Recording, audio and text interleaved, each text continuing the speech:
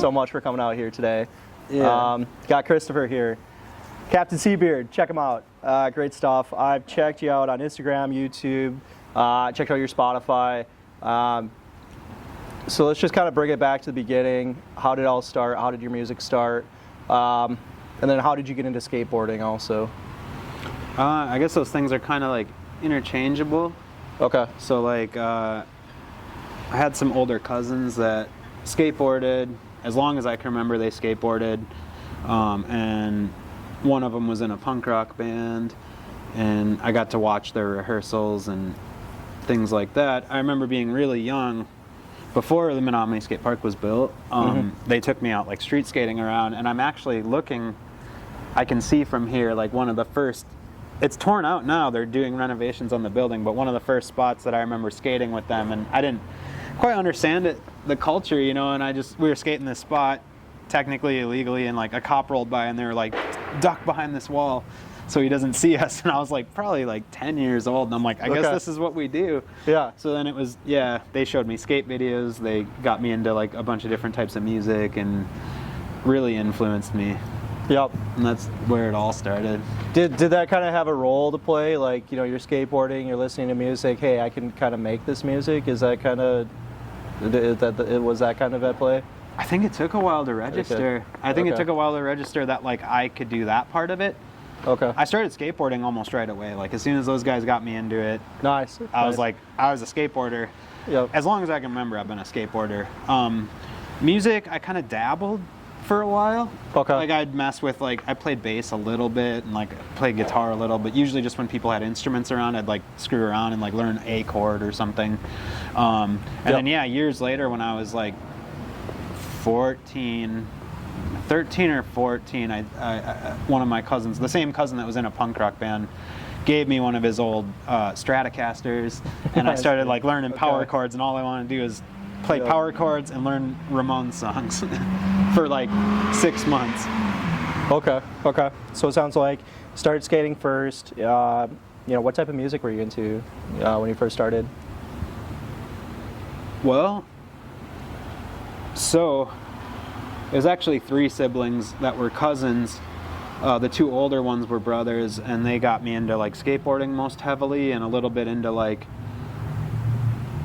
punk rock. And I remember like The Offspring. I remember them getting me into the band The Offspring. Nice. But I remember hearing Modest Mouse, The Lonesome Crowded West, for the first time from their younger sister. She showed me that, and it was just like, I remember if I remember right, the disc is just a white disc with a picture of a mouse on it, and I remember just being like infatuated with that. Right. I'm like, it's so simple, but it's like so cool.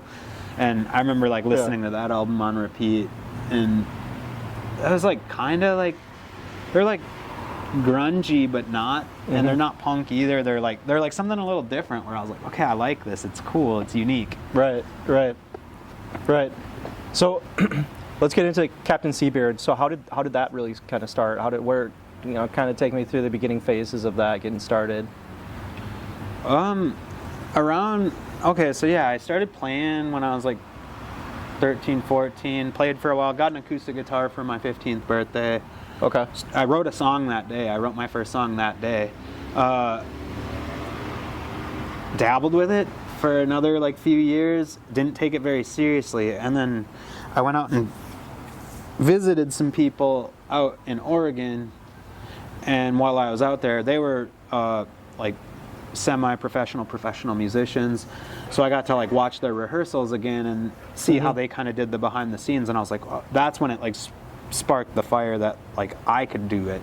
And you know, it took me a little while to refine it and like hone it in, and I still haven't fully, but like that's like what sparked the idea of, okay, this is real. And I didn't have the name Captain Seabeard right away, but I'd say that's when it birthed, right around right at the beginning of 2015, I'd say. Excellent. Did you always know this is what you wanted to do growing up, or did it kind of developed as you went?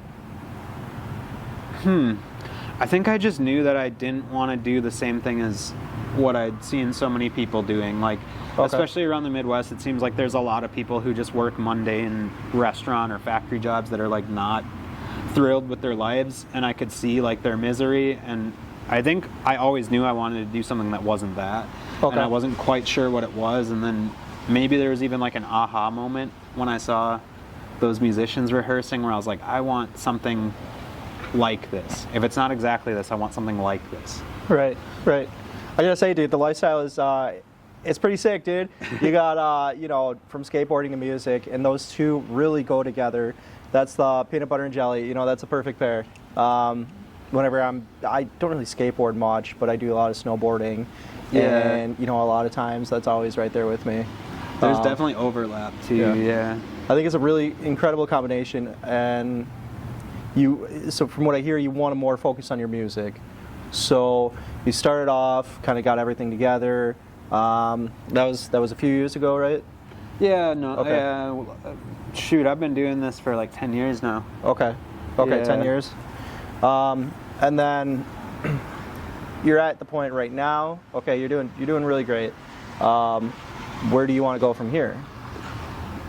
Well, like I mentioned before, just like we got a GoFundMe going to hopefully do like a professional studio album. I want to do like a very professional album in a real studio. We've done DIY ones a few times before, but now we have the lineup of the band that I would like to stick with for as long as they're willing to stick with it. Yep. With me. Yep. And ideally, like they all work real jobs. I don't technically work a real job. I work music and seasonal farm work. Mm-hmm. So really just like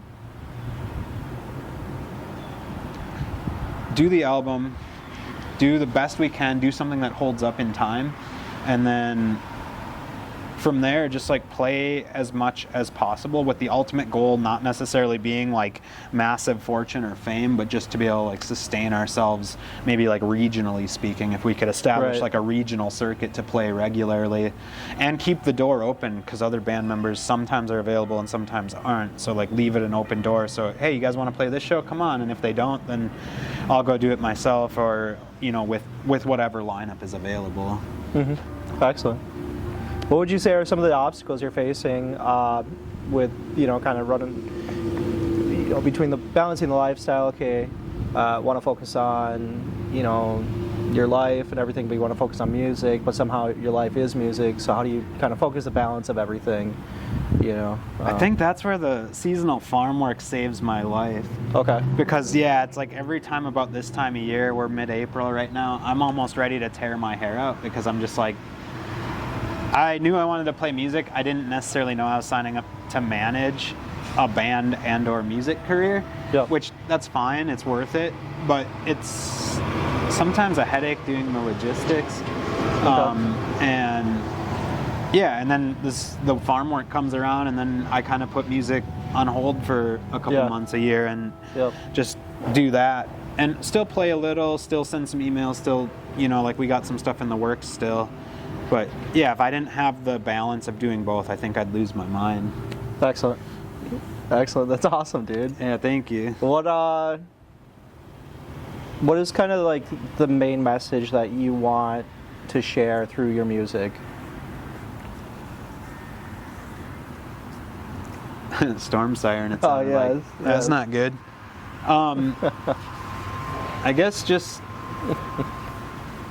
Is that you? No, Okay. no, we're doing good. All right. Yeah, I guess just like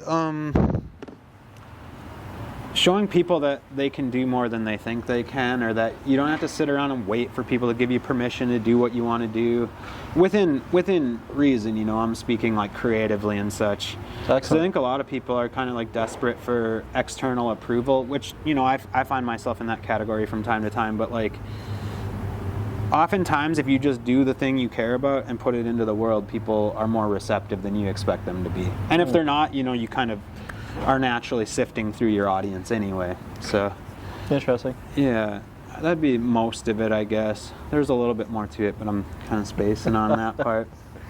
What are some of the obstacles you're facing with skateboarding? Getting older. Okay. Physical Okay. limitations, mental limitations. As I get older, it gets scarier, you know? Yeah. I took a slam a few months ago, and it jammed up my finger and my wrist and my elbow, and Okay. it was really difficult to play for a week or two. It's still giving me some trouble, but I'm like, okay, that's something I need to really like acknowledge and figure out how I want to move forward with it. And Yeah. and just seeing like the caliber people are skating at nowadays is absurd. Like I'll always skate and I'll always like love it and do it to the capacity that I'm able, but you know, I'm not trying to like jump down the biggest set of stairs or grind the biggest rails or anything like that. Right. Is there anyone that you want to shout out or thank for you know, kind of helping you get to where you're at? My band, Brett, Okay. Maria, Sam, Ty and Sarah at El Camino Skate Shop, Ryan at More Wax. Let's see, Liba Wheels and Bearings. Man, the list could really go on. My cousins for getting me into it in the first place. Excellent. Yeah, like, I mean, Raw Deal in town, they've hosted our band more times than any other venue, so they're great. You know, if I sat here and thought about it, I could list 100 Yeah. or more people, but Where can we find your music? all the streaming all the streaming services. You can keep up with us on Instagram and stuff like that. Excellent. Yeah. Excellent. Yeah, so you're showing at the Lakely 2 weeks from now. You know, dude, from music to skateboarding, it's an incredible combination. I think that's a really cool lifestyle. Is there anything that you've kind of learned throughout the way? You know, kind of interesting life lessons or anything like that? That's a big question. Yeah, I've learned a lot, but it's hard to summarize too. Yeah. I guess it goes back to what I was saying about like if you just put it out there, a lot of times it's more well received than you expect it to be, and even if it's not, like, so that's what I'm learning. I'm learning you can get where you want to go pretty quickly if you play the game and fake it, because there's a lot of that in any cultural realm where people kind of emulate others or play the little social game and stuff like that, and like I've done it. That's how I know the game. Mm-hmm. But at this point in life, I'm trying to limit how much I play that game and stay true to myself and just, do what feels like my sincerest expression. Right. So you're working on a full album right now, and then you did mention a live EP. Can you guys kind of elaborate, go more into that? Yeah, so we did a show last month, and the set was recorded at Raw Deal, and so we're picking 4 of the best tracks from that, and we're gonna put those out hopefully in the next few weeks, and use that as a means to kind of promote the GoFundMe. And it'll be like a sampler pack of like, if you like these live tracks that were done in one take, imagine what we can do with a full day at a studio. Excellent. Or a full couple days ideally. Excellent. Yeah. Very cool, man. Thank you. Well, let's go ahead and wrap her up here. Yeah, we literally got storm sirens going on. Storm warning right now, everybody. Just kind of elaborate. Is there anything else that you think you want to add here? I think that mostly covers it. Just keep an eye out for us. If you personally or anybody listening, watching, wants to donate to the GoFundMe or share it with their friends or even just share our music, that really helps us, get the word out and reach a new audience and have that much of an easier time accomplishing what we're trying to do. Excellent. Dude, I'm open to do another interview if you want. I think you got a lot to talk about, dude. You got a lot going on. I'm really excited to see your future and what you got coming up. Thank you so much for taking the time out of your day. I appreciate you, to man. be here and talk with me. So yeah, Captain Seabeard, check him out. Spotify, YouTube, Instagram, all the good stuff. Thanks for watching. Thanks for coming out, man. Yeah, thank you. Dude, that was sick. I appreciate it. Yeah, dude.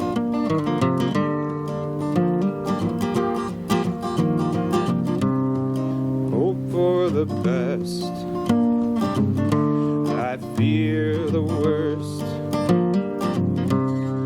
Won't be surprised either way. Pray for sunshine to go outside,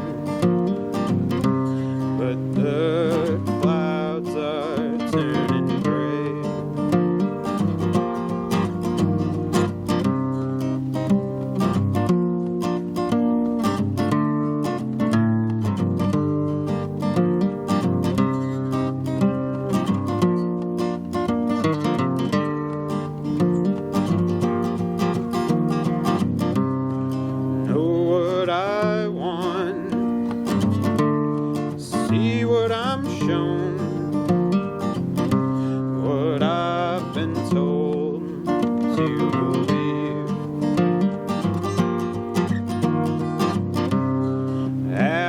for solace I know I can't have. It's just beyond my reach. Why does what I want elude me? Will I ever feel at ease? Is there a cure for this disease? Is there a cure for this disease?